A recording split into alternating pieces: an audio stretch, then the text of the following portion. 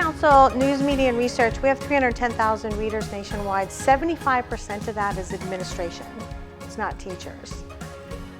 When we do big press releases, which is the reason we do video in every city, we get picked up sometimes by Yahoo, LA Times, New York Times. We get about between 20 and 21 million views of stories. I want to tell you, this special report is now online. You guys have the one that just came just before it, but this one just went up. And the thing that I want you to notice here is that Steve Jobs basically said people don't know what they want until you show it to them. Our task is to read things that are not yet on the page. That's the task that we see for Learning Council Media.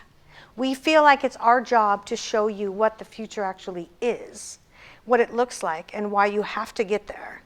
Because the meandering sort of we might want to do technology attitude is, when you see the data, you'll realize it's not going to work. You're going to be marginalized quicker than you think.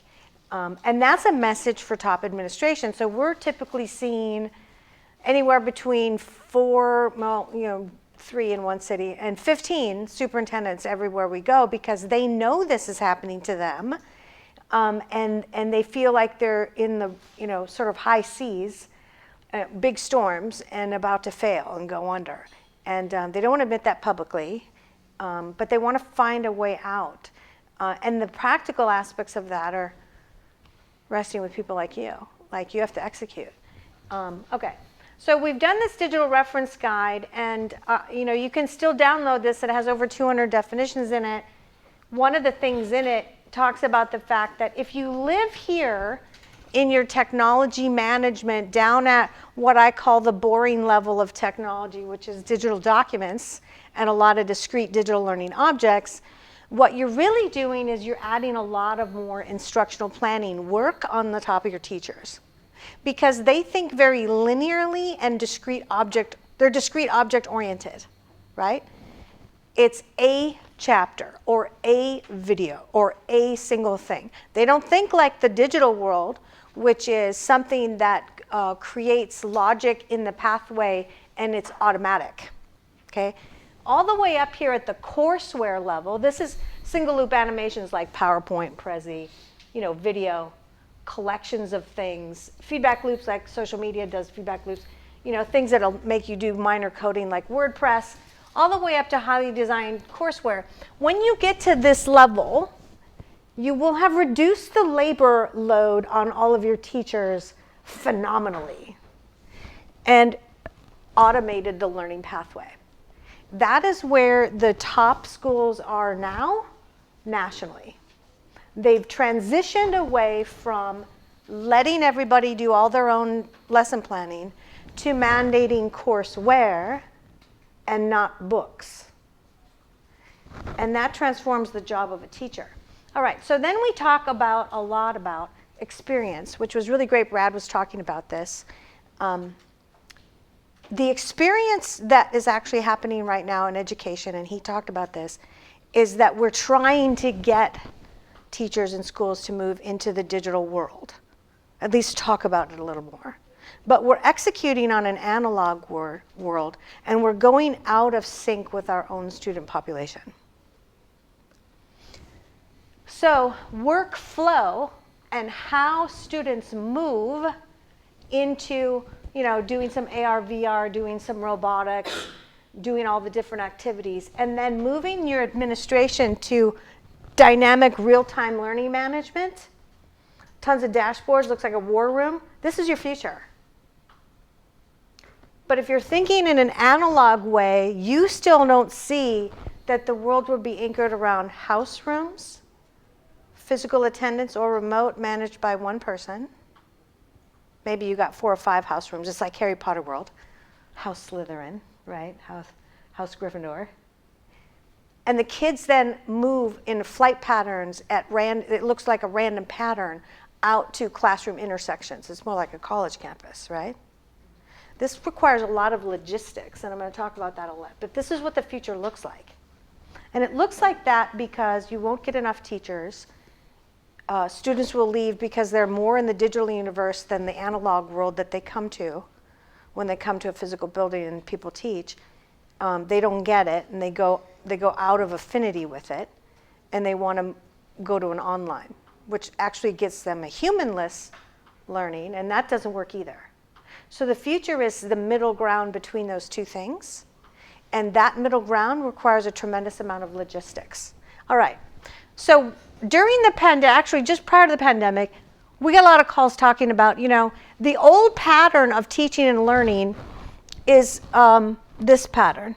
Move to the next class, move to the next class. It's very partitioned. And it's very bureaucratically structured, where the teacher, if you try to go digital, now has a tremendous traffic pattern on top of him or her. And the future is a hybrid between what I just showed you before, which is a pattern of all study in homerooms, flighted out to labs, flighted out to discussions. It's a meeting pattern, not a classroom pattern. And it's auto-cohorted. So we talked about that, and then the pandemic happened. And we got calls from all over the country. I had, 2-hour-long phone calls with superintendents all over the country about, this isn't working. We're trying to teach online via video. We've taken the old analog manufacturing line pattern and we've put it online. And I said, well, you're doing it wrong. That's not how you do online. That's not how you hybridize learning. You're doing it wrong. And they didn't really know what else to do because it would have required so much training of teachers to change that pattern. But there was mutations before the end of the pandemic. Did you guys have any of those here? Like where you didn't try to keep all the 7-year-olds on video all day? Yeah? Megan, good. Because they can't even sit still that long. Okay, so pattern and what a pattern would look like in the future has been our whole attention since the start of the pandemic. Then we looked at really what patterns were emerging, and this is really between the physical structure of schools and the learning organizational structure, which are actually two things, and how schools were trying to adapt. And what we see happening still is as you lose kids, and there's an attrition to alternatives all over the country, what'll happen is you try to consolidate schools. Okay, this is the first thing. Or you cut some programs. Or you try to put new programs on top of things like digital learning, right? Data literacy, all the different things. You try to butter over, and then you overwhelm the people you do have because you're running an analog pattern and you're trying to butter over a digital pattern. These are two independent worlds. And the way that you have to blend them together is an art. It's a very different thing, but it's also a logic thing, a pattern of how you would do that. And instead, most places are doing that. We're advising to go matrix digital if you're a traditional school now, which is the first baby step, and where you will arrive at the end is a hybrid logistics, hybrid high flex model. In the meantime, what's happening nationally is if this isn't working to retain public students in public schools, they try to flank you with alternatives. Like California passed that 630 new community schools that are standing up to compete with themselves, right? So if they can't beat you, they're gonna build another one of you, right? Because you're not doing it fast enough. But the another one of you is the same as you, just they get to pick and choose, right? What kids they have. All right. So that led us to look at time and space workflow, and what we settled on was, and you're gonna hear me talk a lot about this, the thing that's not understood is the difference in how you use time between the analog world and the digital world. Time and space are the things that are different. Okay? So when we looked at logistics, we said, here's the biggest indictment on education as it's been for the last 250 years, is you're using time in a manufacturing model. That is your problem. And you think it's like, I got a literacy problem, I got a learning loss problem, I can't get my teachers. All of those problems are how you use time. So we said, we're gonna settle on time as the issue, and we're going to look at what could be done about that in the technology world. That ended up being algorithms that would auto-cohort students into small group. So you wouldn't sacrifice the human intersection that you do with all online learning. You know, you just get like a pop-up chat bot and it's not even human in a lot of the teaching paradigms. Let's settle on how you actually still have human teaching, but you're lifting it up and leveraging it precisely. How do you do that? Okay? And that would mean this is your pattern now, but in the future, you will partially go to this for part of your master schedule, and after that, you refine it so it's the entire schedule, and still hit all your required minutes for the state. So you put everybody in multiple homerooms, maybe you can do multiple grades in some places, and every single kid would have their own learning pathway, which would be study this, watch this video, do this piece of courseware, and when you're complete, you know, I'll be checking the dashboards there and blah, blah, blah, and then read this and do these worksheets. And then when you're done with all that, hit this button, and now you're enrolled in a meeting. Well, the meeting doesn't trigger to the calendar until 10 kids have all finished. Then it appears like on a flight board in the classroom, these 10 kids, check, check, check, check, check, room 1B in 30 minutes. Teacher gets a flash, you know, on her wrist or on her iPhone. I've got half an hour to prep this lab, okay? And I'm in room 1B. So you're using all your classrooms now as meeting space. And you got flight boards in the hallway and flight boards in the homeroom, who's what where, okay? Do you see this picture? This is like now you're in an airport. Okay, everybody's in the lounge, and they're flighted out to get on this plane and do this jaunt, and then they're back at home, okay? You see how this works? Now, we don't have the logistics to do this in schools, but this is Amazon, this is FedEx getting a package anywhere in the world in 24 hours. This technology has been around for a really long time. What hasn't been around is a calendar phenomena that would auto-cohort automatically, independently of the curriculum piece. Does that make sense? Because you don't need another curriculum already done for you. That would be like riots in the streets by your teachers. They'd be like, stop it now, right? So you need flexibility. So we started developing this for free for the market. Eventually we're going to charge for it, alongside a lot of the superintendents who are already talking about this. What would this look like? What would the algorithms have to do? So I just want to give you a little peek into it. This is how you would create future meetings. You all use Outlook or Google Calendar, right? So you know this. Anybody familiar with Calendly? Okay, so here's Calendly. I give you my link, and then if you're integrated, you pick from a time, okay? If you're not integrated, you got to go there, pick from a time. It sends emails out. It hits both calendars, right? This technology is such that I would, as a teacher, or even this could be used in business too, I would send you, I need half an hour to Sean.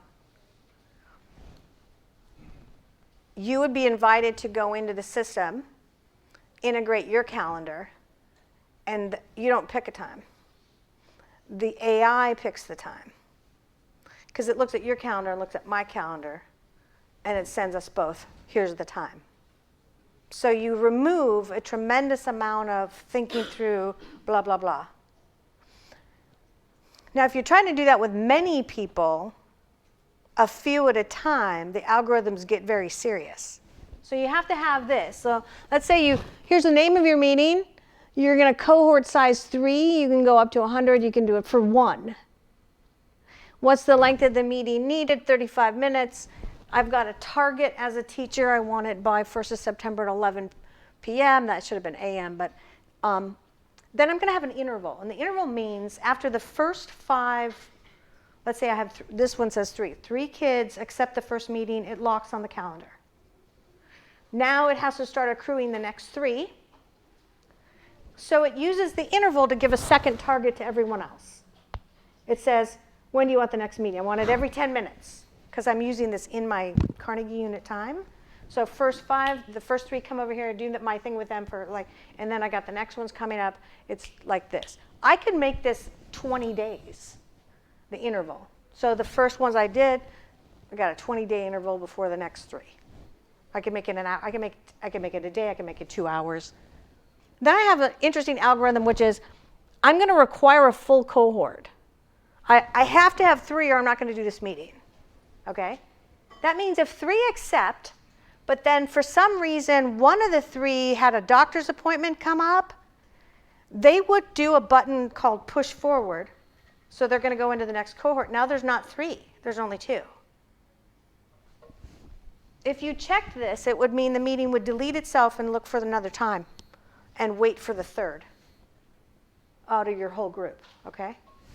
If you set it for, I want 3, and now the meeting's tomorrow, and oh, I lost my earring. And then I've got 2 more kids that accepted overnight, and the meeting's tomorrow at 11. Am I going to make those other 2 wait for the next cohort after tomorrow? No. I want to now have 5. Instead of just 3, I want 5. Do you see how this works? Can you get an idea how complicated this is algorithmically? That's why teachers don't do a lot of small group live. It's hard. So there's a machine being created that will do that for you. And it will do it across great swaths of time with large numbers of people. Also, once you open this meeting up, it can have a physical and an online location, and there's your hybrid. So if you're shooting video, like you're on video, like as soon as the meeting, like you're expecting this kid to join via Zoom or Teams or whatever, right? Because they're at home with a broken leg from the football game that they were in, whatever. The other thing about this is you can actually add all of your own instructions, reminders to the teacher what you're supposed to do on this. Once you make a meeting like this, it can be open indefinitely.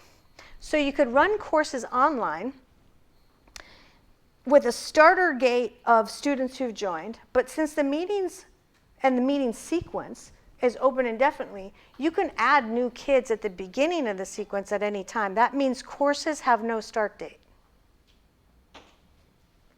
or end. So your first 30, they're up here now on the continuum of multiple meetings, and then you add 5 more.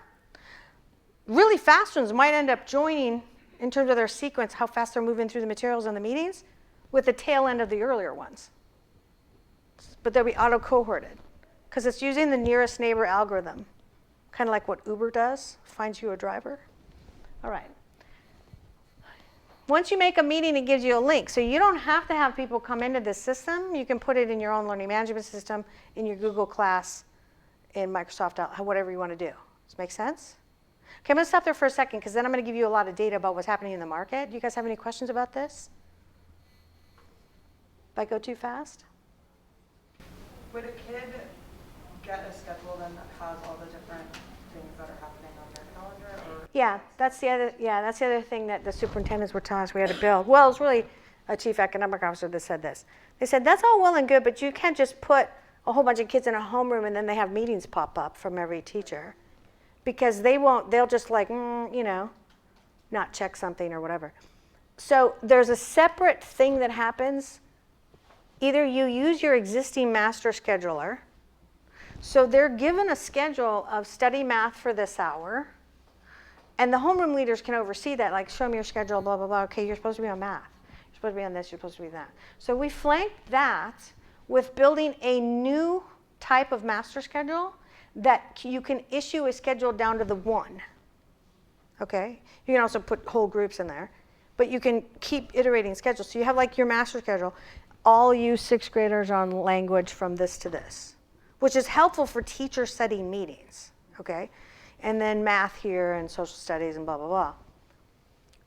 But since you can set it all the way down to the 1, if you've got Tashawn here who's super duper smart, and he's way ahead in math, but he's behind in language, you can now go to his individual schedule and shorten him on math time spent and widen his language time, which you can't do in a traditional pattern.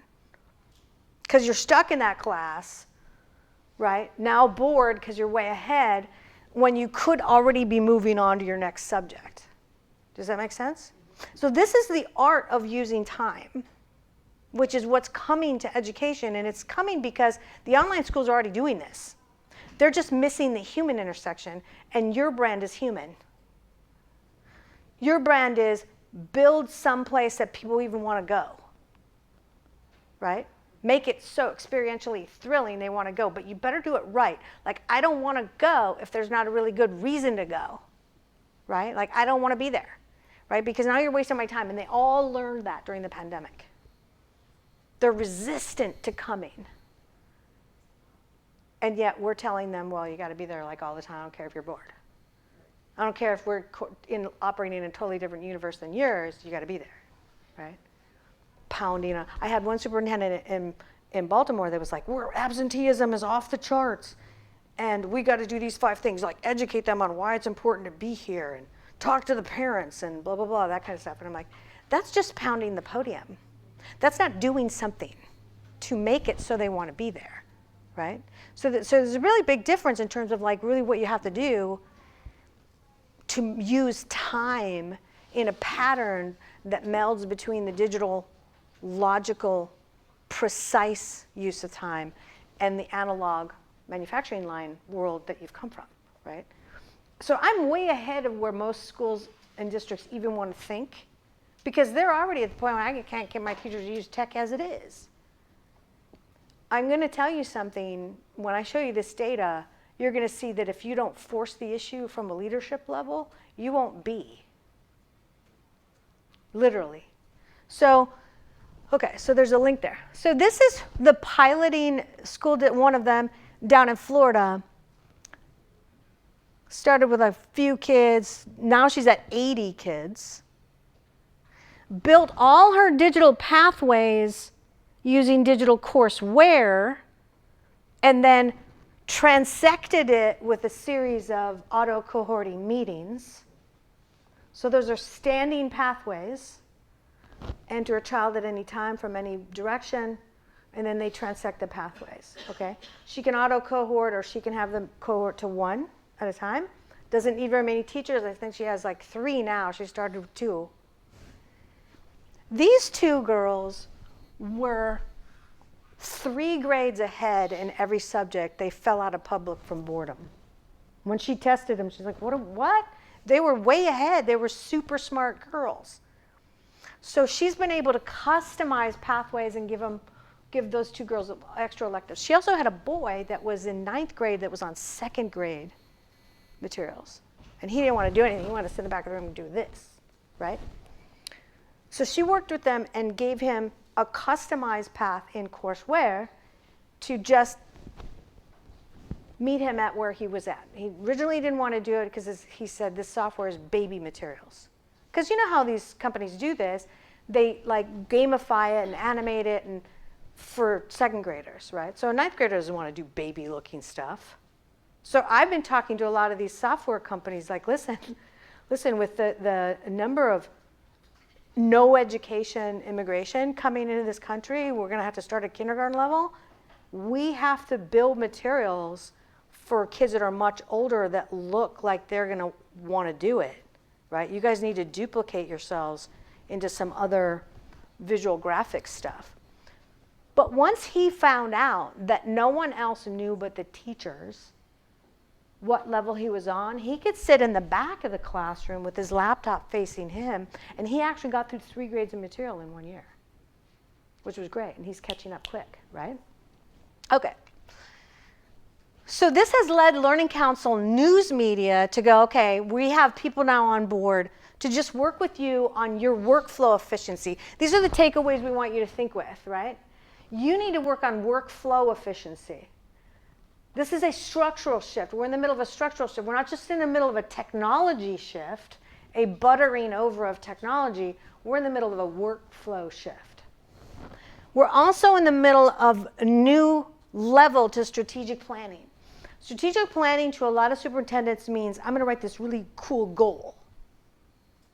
And then I'm going to look at a few of my top-line program managers and say, this is the goals. Everybody get it? But the execution below goal into procedural planning all the way down to daily statistical analysis of execution doesn't exist. Corporate level strat planning doesn't exist in education almost anywhere that I've seen. But you're going to have it when your structure shifts. Because if you don't, you're going to fall apart. It's kind of like we're taking the ship into the high seas during a storm. The waves are riding, 10,000 feet. We better be ready for this. We got to be like locked down. And the last thing is how you actually shift the model, because you can't do it all at once. You can't turn a battleship at high seas like all at once. It's a slow turn. So you have to start out with what steps are right for you. Now, if you started with technology at all, that's good, but there's going to be baby steps you have to take. One of the first ones is everybody on the same page with Google and Outlook. Either one, but pick one, right? And then a refinement of all your digital assets, and a starting to turn towards courseware rather than only discrete digital objects. And a refinement that everything you use better be experiential and pretty hot, right? Like super cool. Because if it's flat text in black and white, it's not going to cut it, right? Okay. Let me give you the data. So we run a big national survey, and we look at top-line data in addition to our survey data. And one of the data points that we like to share with you is that traditional public education is down to 62% of the national market. This is shocking to people because the federal DOE and NCES numbers, they only look at attendance data, which means you had to have registered somewhere. 10 states let you be completely off-grid. You don't have to report in anywhere. But if you compare the off-grid to the homeschool numbers, you can segment out what's truly off-grid and can't be tracked anywhere, which is a new value for what's happening in the national market, and the homeschoolers, which is a fast-growing arena. The amount of purchase in the homeschool, there's companies you've never heard of that just sell courseware, fully loaded pathways that still intersect with chatbot teaching, really not live teaching, that are just runaway growth since the start of the pandemic, and that's not slowing down. This would add to this, would add to this. So the real number for all public is these three. But this is the analog sort of, manufacturing line model, largely, right? How different is that? Does anybody want to comment on that from just a few years ago? Anybody know about the off-grid numbers? Most of the off-grid is new immigration, which is a shame that we don't know where those kids are. Okay. The teacher shortage is over 1 million now nationwide. That is 24 to 28% of all classrooms in America. You guys at Highline said it wasn't that big of a problem for you, but we go other places and it's so epic. If you have one teacher call in sick, you got to shut down the district because you can't fill it. So we've got places like Colorado and a few other states where the big districts are adopting the baby districts. And what that means is a shared resource of your administrators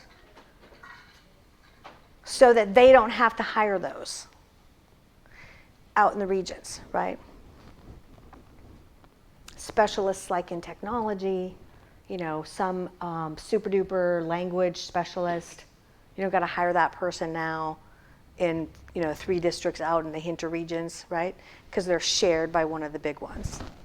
So that matrixing, which is the handout we gave you, becoming matrix digital, is going to happen in the regional areas from that specialist view first, and then it'll build out into sort of like a global matrix over time.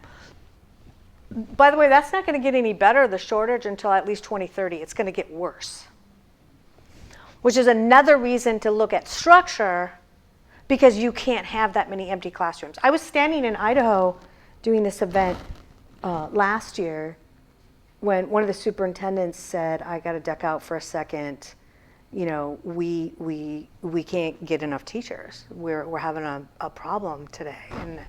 And I also got a call from Prince George's County, Virginia. They said, Lonnie, what are we going to do? It looks like we're going to have 80 kids in a classroom next year. And that you can't manage that.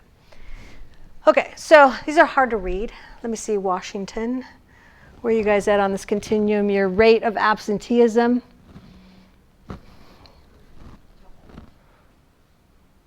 Top third? Okay, there you are. You're at 15%? You moved up to 34% absenteeism rate? It's 25% nationally. I would contend it's largely health issues, okay? We had like years of everybody in isolation, and then all of a sudden exposed to everything in the world, and blah, blah, blah. Like, okay. We also have a friction between the digital universe, which they've been living in, and this analog world that's so bureaucratic and structured, and bell rings, and you go to the next class, there's a lot of humans there. It's literally alien ground. And they want to go back to, a huge portion of them want to go back to that digital world, okay? Less human intersection. And we want them and insist that they enter our world, which is alien. Okay. Here's why this is really critical right now. And I think we just had one more state, North Carolina. Is it North Carolina? Just joined the fray. Choice, we had 5 states by March. Past choice. What's the choice situation here in Washington? It's limited. Vouchers? No. Okay. And not fun, I mean, one of the least funded states for charter schools, too. Yeah, like it's very limited. Okay. Well, I'm predicting that by mid to end of next year, we will have 15 states. Because I'm already talking to the superintendent of Hawaii, and Texas is supposed to crank it up, and Georgia too, and then the Dakotas. Indiana's already in, right? They just passed. Didn't they just pass it? Anyway, total of 25 states had legislation in the works last December. So when we get to 15, we're going to see an avalanche, and we will see it everywhere for one reason. If you're spending above $20,000 per student, and the state can get away with vouchers for between $7 and $8 grand, it is a budget cost savings that is phenomenal, which will appear in a PR to be, like telling the parents, I'm right. It's going to sound really good as a politician. It will decimate public education. And one of the other reasons it will is because there's at least $8 billion already in play that all of the big corporations are going after big time. And they're selling you books right now, while they stood up Connections Academy and K-12, Fuel Education, all those other things, okay? They're hot and heavy to steal that from you, and they're going to stand up retail outlets. So we all know Mathnasium is one of the fastest growing retail companies in America, actually the fastest growing. Parents love Mathnasium. So all it takes is all those big online providers to now provide some human intersection and some live tutoring with retail outlets in every city, and they will have stolen your market. This is what happened to Kmart and Sears, right? Amazon bypassed them. And then later, they bought Whole Foods. You see how this works? That's what's going to happen here. And I am absolutely certain it'll happen here because I'm watching all this legislation, I'm talking to the states, and they can see it. So the issue is your structure. Because if you can get ahead of it within the next 2 years, I'm talking serious structural shift within the next 2 years, you can ameliorate it. Comments? Disbelief. What if you went back to your districts and said what I just said? What would happen? Deshaun, what would happen? Kind of the same thing that's happening now. Yep. Disbelief.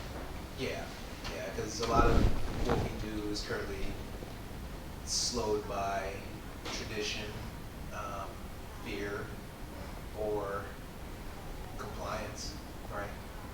Because like what you were describing earlier with the model of movement between schools and classes, even though I agree, because I can see it, immediately, because of being in districts for so long, I can hear every single objection.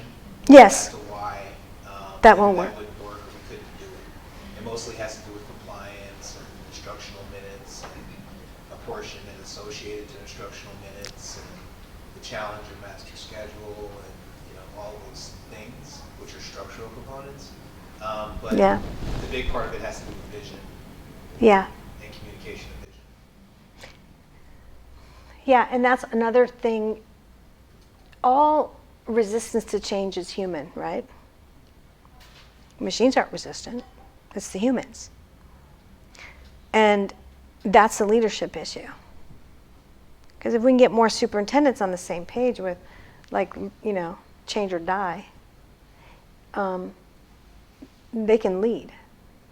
Some people quit, it's true. But not all of them. So, we also looked at the alpha generation, and these are just my top 4 favorites. There's many more. As one of the real driving reasons for absenteeism, and one of the real drivers for why you must change your physicality and what the experience is on your campuses, is the alpha generation's characteristics. And the number one is they actually prefer the screen to humans.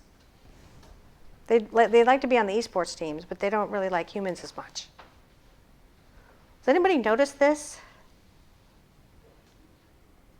So we're executing through humans when we should be executing through digital and arraying the humans in an artful, exactly leveraged way, in a different pattern.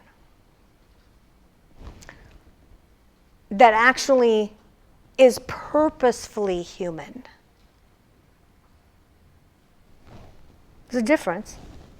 And then they prefer texting or video exchange over live conversation. Some of them can barely talk, I'm just saying, right? And then this is really a big impact on their actual learning, and most people don't look at it. They have a inculcated mental pathway of scroll, ingest, ticking time clock, right? Like if 2 minutes go by, next, right? You guys familiar with doing the same thing on your own smartphone, right? Look for the next thing, look for the next thing. So in other words, it's like shut you off, go to the next thing.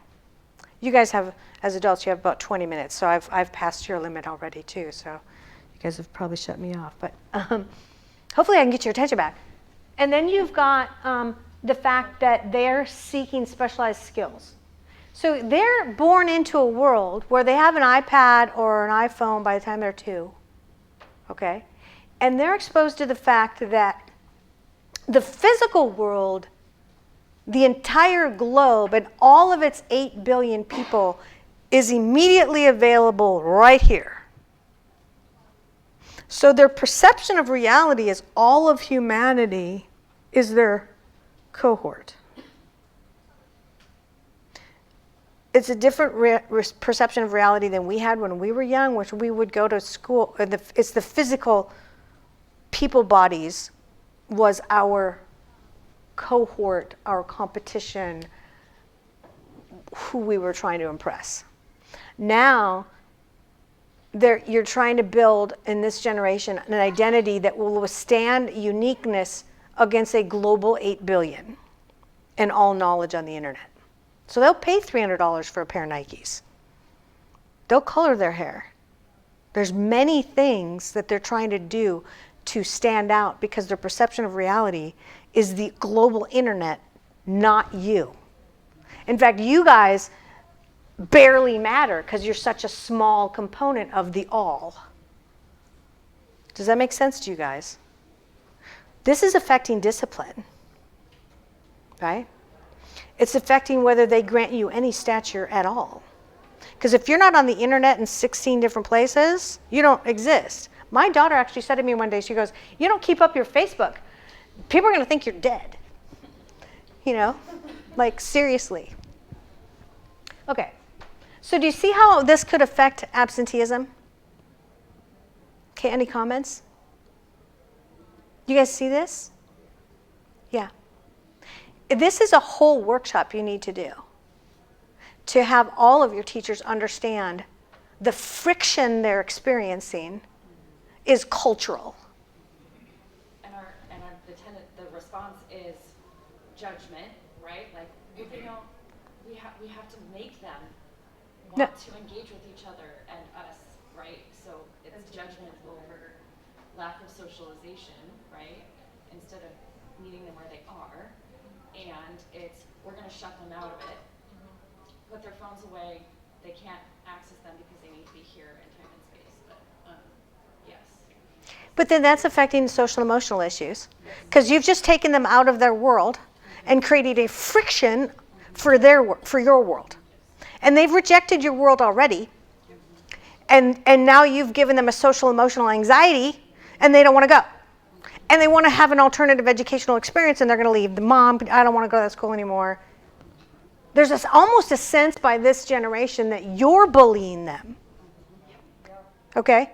So when you have a teacher say that to you, like, I don't want to do that, we're going to take your phone away, blah, blah, blah, no digital, blah, blah, blah. Oh, you're going to bully this generation. That's what I would say. You're interested in bullying them out of their world and into yours. That's what you're interested in doing. Why are you doing that? Why can't you get on the same page with them? Because this is where they live, right? I mean, this is why this is called the Learning Leadership Tour, because it's time to lead the adults in a serious way. I have all attitude this morning, don't I? Ha ha. Okay, so let's talk about the data. So Scholastic sponsored this last year, and we called the administrator side of the survey emerging pressures and teacher side of the survey emerging needs. And surprisingly, the answers were very dissimilar on both sides of the fence. Okay, so we had a good 7,000 some responses, good mix, urban, suburban, rural, good mix from the administration and the teacher side. Your spend is up to $43 billion. You're spending on technology like nobody's business because we don't have stimulus money still. By the way, I really don't believe the stimulus money is going to get spent out. The feds are going to be like, there's a funding cliff, you got to hurry up. And then you won't get it spent. And then it'll be like the last stimulus is under Obama, and it'll take 3 more years. I'm just telling you, there's still a lot of money left. They'd have to legislate it away, and they're not going to do that. And like I said, it took really long time. And some of the big curriculum providers are already telling me they're getting calls from the feds to tell their customers to hurry up and spend, right? Like their reps are in your face to say, hey, hurry up and spend some money on us. So this huge jump in 1 year was because most people got past pandemic disorientation, and they're starting to feel all the pressures I just talked about. They're starting to feel like, we need to be something else. But what they're doing is they're just layering on more technology. What does that do to teachers? I hate you, you know? That's what they're doing. Well, and what we've got, so I'm curious to see if this comes out in your teacher survey, is the students spend so much time on technology. We don't want them on technology anymore because they're telling us they're done. They don't need it anymore. That's because they think they're the distribution mechanism. They think it has to come out of their mouth or on a piece of paper. Because they don't understand the distribution model is digital, it's a screen. And so your purpose of your humanness is to have the discussion, and the rest isn't. It's also a lack of understanding of the culture, like you explained before. Yeah. Like blaming it on the pandemic and saying that, well, we can reverse it. We can get it back to where it used to be is not actually. You're never going back. Yeah. Doesn't exist. I've had a lot of administrators actually tell me that. You know, going back where? It doesn't exist. It's like Atlantis fell under the ocean and you want to swim back out there. Good luck with your bad self, you know? I'm sorry. But this is a leadership issue because when they give you that pushback, administrators are so afraid they're going to quit, they let them. What they're really letting happen is their own marginalization and possible decapitation, essentially.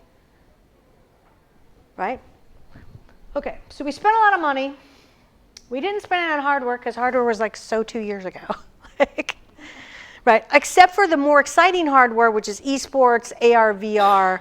This audio enhancement stuff is a really big deal because if you're going to talk out loud, you better be heard. And a lot of these kids have been wearing headsets and they've blown out half their eardrums, right? So you got to do it. Okay. Not on major systems. Can anybody tell me why? Why weren't we buying new LMSs and things like that nationally? Because we're Google Docsing our way to glory. Which tells you that administrators have said, I'm going to let every single teacher build their own monolithic pyramid of things in the least sophisticated digital way possible.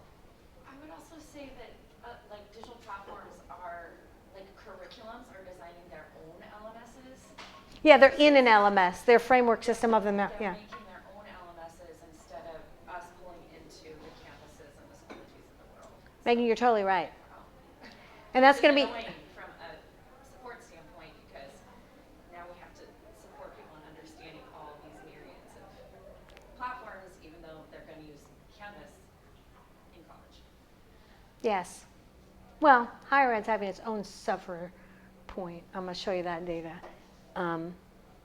Because they're also big believers in the professor as the source of all knowledge. I cannot really understand how you can think as a human you are the source of all knowledge against the global internet. Right? Like that's just so 20 years ago. And now ChatGPT. Yeah. It's very interesting. But you're right about the courseware thing. That's another car crash I would predict is coming. Because once you create a learning pathway where it's like math level up to level 2 and like you're driving your math car and you're like just crashed into calculus. The real convergence between I'm going to use this for math for these grades and then this for this, is actually a navigational issue for not only the organization, but the students. It's like we're going to switch LMSs and everybody gives you a huge amount of resistance because you're not going to learn another structure of the framework system. Of course they are. But the same is happening in the curriculum world. But in the courseware world, at least you have a potentiality of competing with what's happening in the consumer world. Because the consumer world is executing on fantastically valuable AR, VR type experiences that are just majestic for kids. And then they come to school and you give them a digital document. Like they don't even really know what a document is. They don't know how to use that. Okay. Digital curriculum spend last year was the biggest jump we've ever seen, up by 8.9 billion. But it looked like somebody stepped on an anthill, every direction, right? Everybody was buying everything. The top end schools, the most advanced we see in the country, are starting to do selective retirement of things. A little bit more paper, but if I hear a superintendent tell me one more time they're buying paper textbooks, I just want to puke. I'm just telling you. I'm like, really, seriously? Are you seriously doing that? Are you seriously trying to be green and promote climate change stuff and blah, blah, blah, and you're still cutting down forests for paper books? Are you serious to me? Like, really? Okay. So your spend up by 8.9 billion, going into 2023, 10% compound annual growth rate. What your consumers are spending is massive, $9 billion more. This is market disintermediation. What this really means to you is that your market's attention is slowly going away from you. And this is another reason for absenteeism. They get there, you're on your human channel, which they don't understand because we don't even have people going to church anymore, right? And you're going to sit in rows quietly and get educated, and they don't get it. They'd rather do this. And the shopping behavior during the pandemic was off the charts. Okay. We can track what the spend is from the big digital companies, right? Mobile phone companies like T-Mobile, right? They know the app download by age. This is your public. This is what you spend collectively as traditional public. Your students are disintermediating you already if they're wealthy enough to buy apps.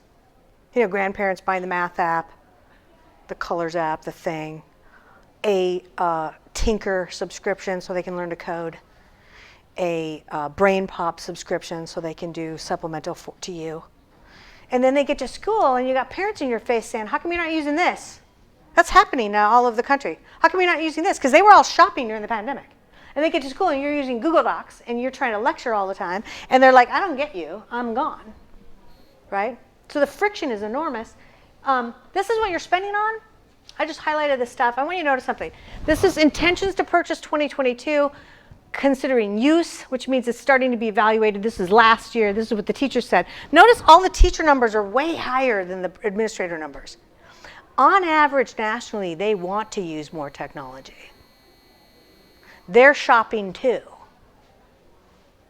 They're getting the feeling like they're marginalized. These kids don't get me. I got to get an app to get into their head. And they're right.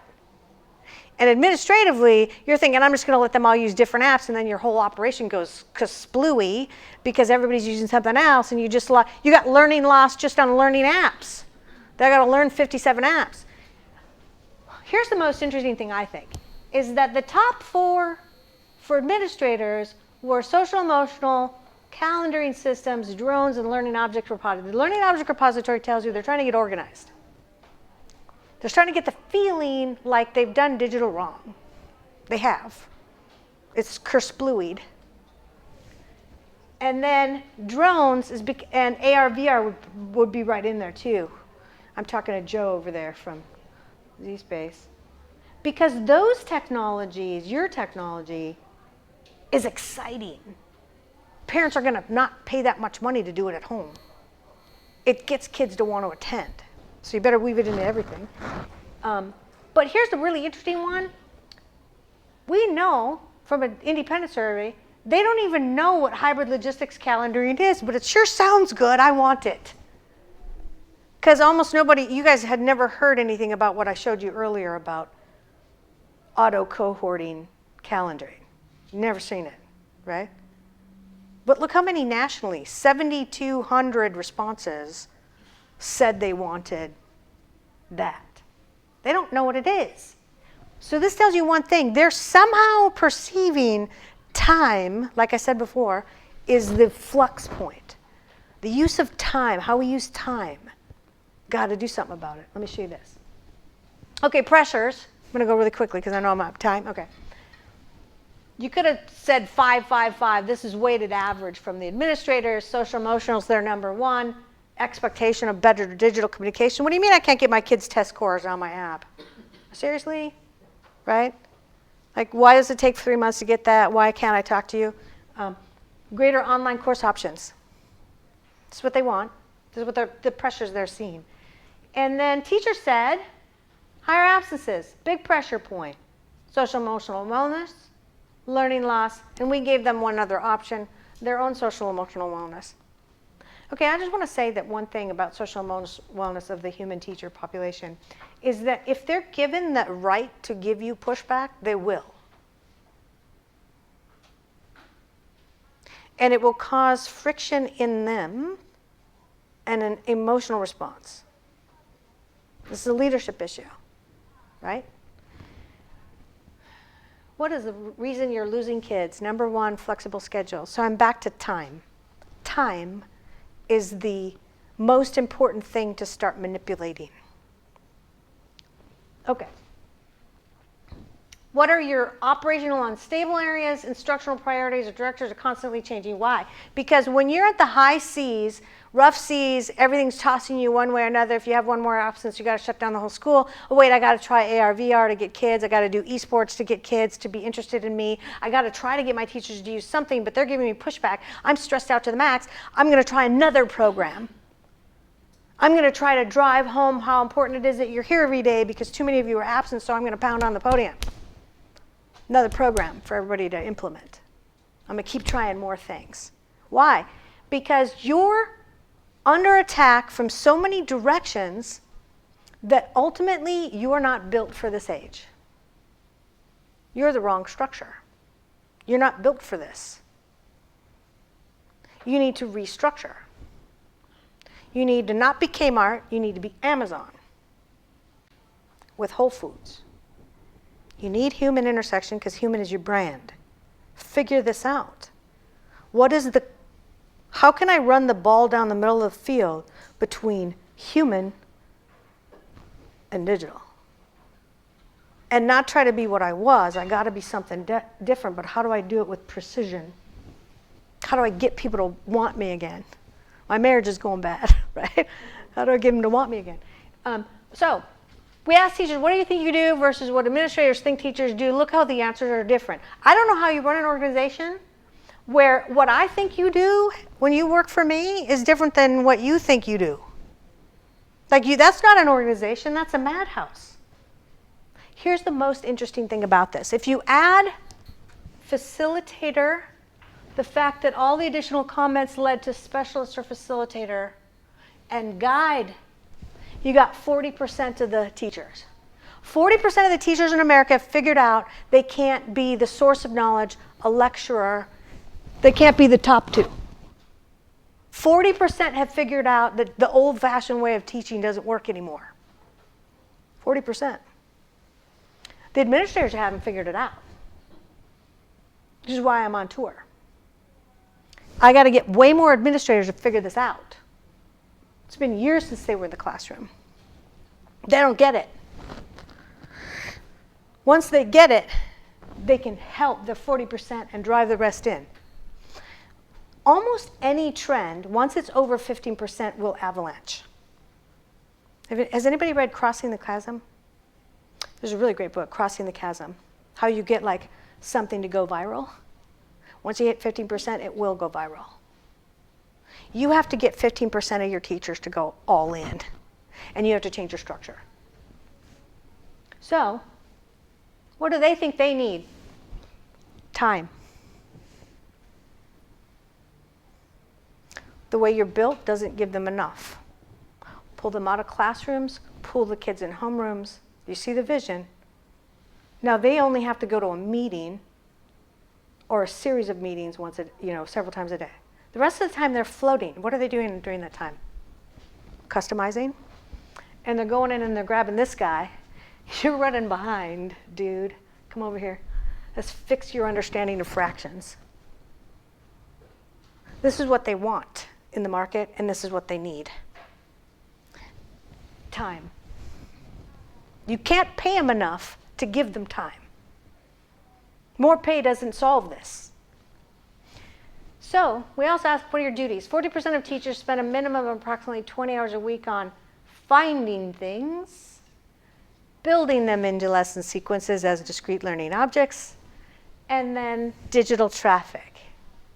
In an analog environment, I give all of you instruction, and if there's any question, you raise your hand. It's a very quick dialogue because your question might be the same as theirs, and it's done. Closed loop. In a digital world, I email all of you, issue it all to you, and then pelt back. I got to handle each individual thing. See how that works? Unless I'm in a social structure, and then I can answer once, and everybody can see what I answered. That's why Teams is important, right? Google Class. The digital traffic world has killed people, and they don't want to go in there. You got to figure that out. How many apps do you have? The average is actually 2,000 discrete apps, but that doesn't include all the individual files, which can be in the millions in one school. And it's sometimes unique to an individual laptop. One person's sitting there and putting it in the cloud. It's crazy talk. It's not tagged in any way. You don't have tagging standards, so nobody else can share it. So you're duplicating this work across 3.3 million teachers nationwide. Well, you're a million short of those. But the sharing and the coalescence of the matrix of all knowledge doesn't exist. And it's duplicate work. This is another leadership issue you got to remember. You need to start pulling all structure of all learning and lesson sequencing up. Take it away. You took it away during the textbook days. Thou shalt all use this book. You can supplement it. But then COVID hit, and it's like every man for themselves. You can find it free on the internet, figure it out. That was crazy. Okay, so only the online schools do all their centralized planning. I'm predicting all of this is going to go here. And it will have to, or you can't use time differently. So if I try to small group the whole group across the year, I can't, because you got to wait for me to make the last lesson. So if you pop off the top of a series of meetings and in between all the stuff you got to study, and I haven't built the rest of the train tracks, you got to wait for me. We do that now. Okay? If you're way behind me on the train tracks, I might go back here and spend a lot of time with you, and then it makes everybody else wait. It doesn't work. So imagine building the tracks of everything and then intersecting it with your humanity. I'm not going to get into this. This is the Wi-Fi thing, but just, 19% of teachers already co-utilize smartphones. So you got teachers saying, take the phones away, take the digital device. That's not the trend. The trend is now past that 15% mark. This will sweep the nation in 3 years. Get it? That's going away. We asked, do you want to work from home? The teachers are all split. Why? The administrators want to work from home, though. You guys like to work from home.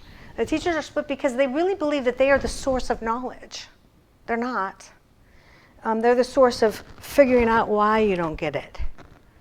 They are specialists and engineers. Does that make sense? What do you want to be versus what you are? 63% are traditional. Only 38% want to be. I'll send you guys these slides because I'm going to be over time otherwise. So we're going to end up at being up by the end of this year by another 2.1 billion. The winners will be social emotional, esports, AR, VR. Hybrid logistics is going to go big by the end of this year. You can see the rest of the stuff. LMSs are probably going to continue to lose for a little while. I mean, PowerSchool's losing $50 million a year. But there will be a lot more consulting being done on structural shift, like I just said. Because superintendents, I can see it everywhere I go. So many superintendents, they're like on the desperate edge. You can tell they're almost like nervous wrecks, right? And the turnover of the superintendency is really high. Here's what's happening. My final analysis. The real problem is the institution itself, like all institutions, are in question. I mean, we're all questioning our governments. We're all questioning anything that's organized. This is also part of the shift of society away from bureaucratic models to a networked model. If you can imagine yourself as the spider in the center of the web, crafting human intersection, that is your goal. The center of a web of all knowledge and all people, crafting and customizing to the individual at the end of the node of the network, the student, the human intersection and all knowledge, you get what you are in the future. Okay?